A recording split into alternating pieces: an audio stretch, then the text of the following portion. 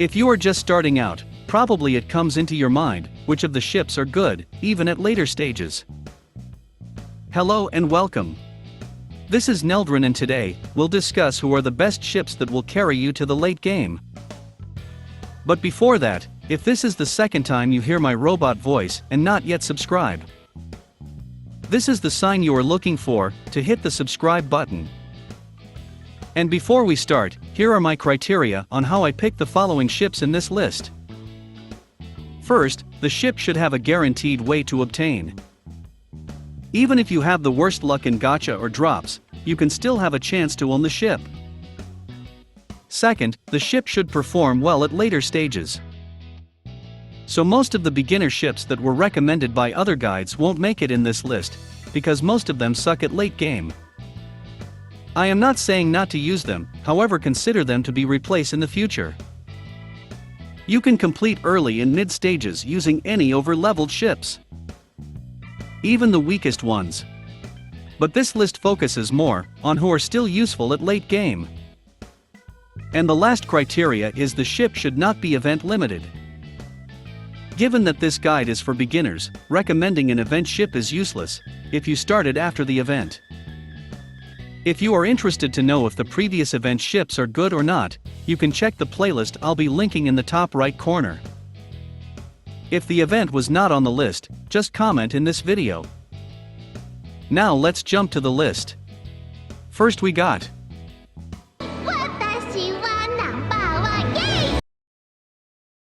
Damn, that's terrifying to look at. Yes, of course. Sandy is one of the best cruisers to have in the game. At the beginning, you might not appreciate her because her skill leans more on anti-air, which is insignificant on those stages. Once you reach stage 12 and 13, is where you will appreciate her more. Because enemy air strikes are abundant, and she's the hard counter for that. Anti-air is not just her strength. Once you unlock her retrofit skill, it is an additional barrage from her, other than her all-out assault.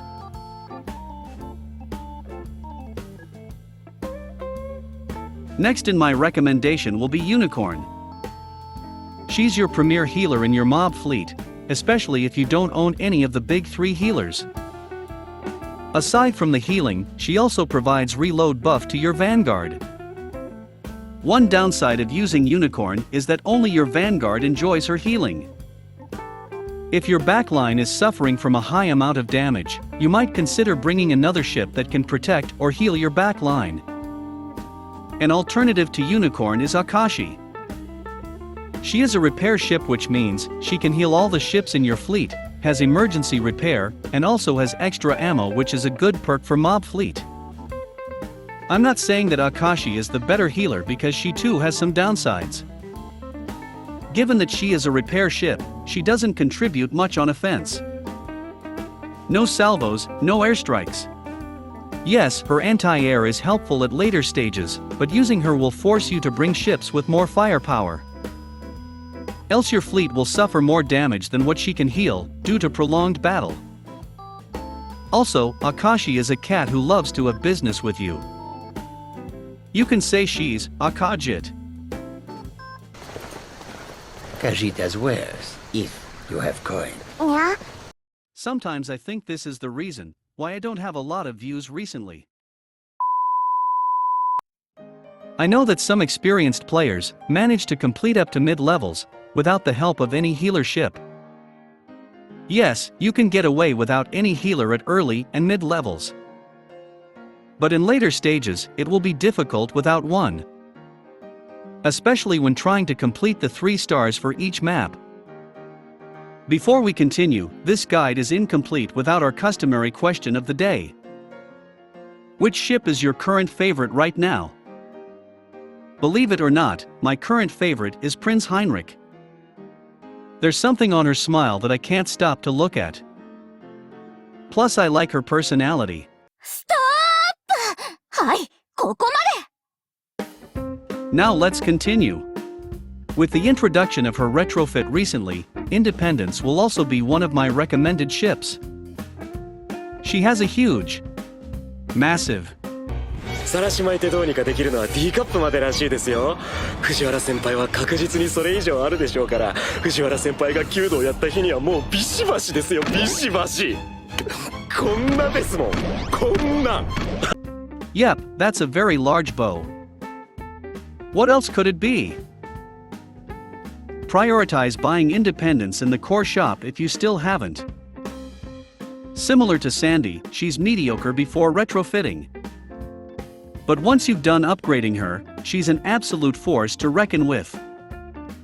She has similar loadout with Centaur with an extra AA gun, plus better efficiency. With her red skill, which is easy to fulfill, makes her damage absurdly high. She also have carrier buffs, not only to her own fleet, but also to the other fleet you will sortie. And because at later stages, you will be bringing more aircraft carriers, all of them will enjoy this buff. Using Independence will require you to bring a Cleveland-class cruiser to draw out her full potential. Worry not, because Cleveland is also on this list. Just a quick side note. If you played earlier this year and got Birmingham, or you are lucky to get Montpellier in the light construction pool, use either of them instead. Because they perform better than Cleveland, but due to acquisition restrictions, they are not officially in this list. Cleveland is another anti-air specialist, plus having a damage buff for the entire fleet. One downside is the chance to activate is somehow low, which makes her inconsistent. But very powerful once activated.